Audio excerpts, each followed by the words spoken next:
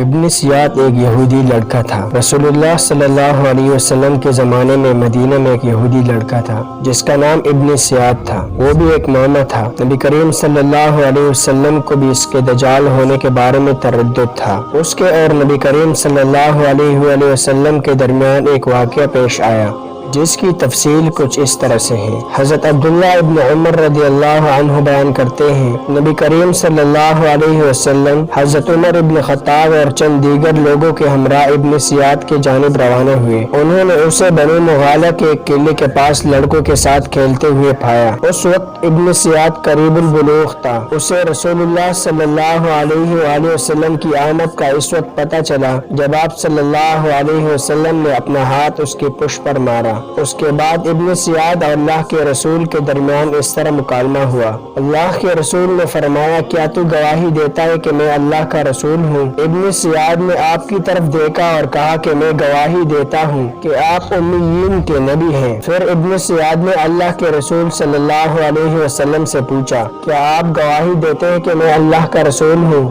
اللہ کے رسول نے اس کی رسالت کا انکار کیا اور فرمایا، میں اللہ اور اس کے رسول پر ایمان لاتا ہوں۔ اس کے بعد اللہ کے رسول نے ابن سیاد سے ایک اور سوال کیا اور فرمایا، تجھے کیا نظر آتا ہے؟ ابن سیاد نے کہا، میرے پاس سچا اور جھوٹا آتا ہے۔ رسول اللہ نے فرمایا، پھر تو معاملہ تجھ پر خلط ملط ہو گیا ہے۔ پھر آپ صلی اللہ علیہ وسلم نے فرمایا، میں نے تجھ سے پوچھنے کے لیے دل میں ایک چیز چھپا رکھی ہے، یعنی میں نے اپنے دل میں ایک لفظ سوچ رکھا ہے، تم اسے معلوم کرنے کی کوشش کرو کہ وہ کیا ہے۔ اللہ کے رسول نے اپنے دل میں دخان کا لفظ چھپا رکھا تھا۔ ابن سیاد نے دخان کہنے کی کوشش کی لیکن اسے یہ لفظ ادا کرنے کی توفیق نہ ملی، اس لیے اس نے دخان کے بجائے دخ دخ کہہ دیا۔ دراصل ابن سیاد کے پاس کچھ جن تھے جو اسے چیزوں کی خبر دیتے رہتے تھے۔ جن بھی اس لفظ کو صحیح معلوم نہ کر سکے جو اللہ کے رسول نے اپنے دل میں چھپایا ہوا تھا۔ ابن سیاد نے کہا، وہ دخ ہے۔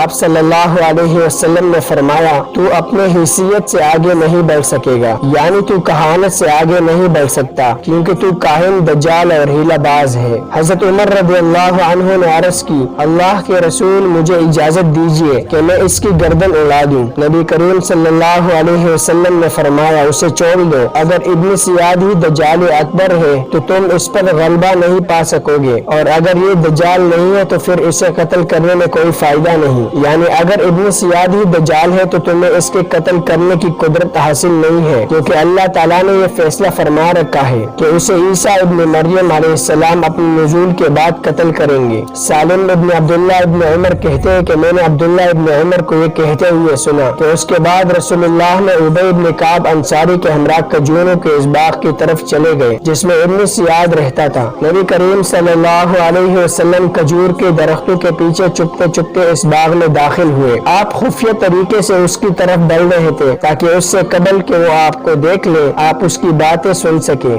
آپ صلی اللہ علیہ وسلم نے دیکھا کہ وہ کمبل اوڑے ایک بچونے پر لیٹا ہوا ہے اور منہ میں کچھ بڑبڑا رہا ہے۔ ابن سیاد کی ماں نے رسول اللہ صلی اللہ علیہ وسلم کو درختوں کے پیچھے چپ کر آتے ہوئے دیکھ لیا اور کہا، ارے صاف، یہ تو محمد ہے۔ یہ سنتے ہی ابن سیاد اٹھ بیٹھا۔ رسول اللہ صلی اللہ علیہ وسلم نے فرمایا، اگر یہ مداخلت نہ کرتی تو آج ابن سیاد کی اصل حقیقت واضح ہو جاتی کہ یہ دجال ہے یا نہیں۔ ابو سعید خدری رضی اللہ عنہ بیان کرتے ہیں، ایک مرتبہ رسول اللہ صلی اللہ علیہ وسلم حضرت ابوبکر اور حضرت عمر کے ہمراہ مدینہ کے راستے پر تھے کہ ان کی ابن سیاد سے ملاقات ہوئی۔ نبی کریم صلی اللہ علیہ وسلم نے کہا، کیا تو گواہی دیتا ہے کہ میں اللہ کا رسول ہوں؟ ابن سیاد نے کہا، کیا آپ گواہی دیتے ہیں کہ میں اللہ کا رسول ہوں؟ رسول اللہ نے فرمایا، میں اللہ پر، اس کے فرشتوں اور اس کی کتابوں پر ایمان لاتا ہوں۔ پھر آپ نے پوچھا، تمہیں کیا نظر آتا ہے؟ ابن سیاد نے کہا، مجھے پانی پر ایک تخت نظر آتا ہے۔ رسول اللہ نے فرمایا، تجھے سمندر پر تخت ابلیس نظر آتا ہے، تو اور کیا دیکھتا ہے؟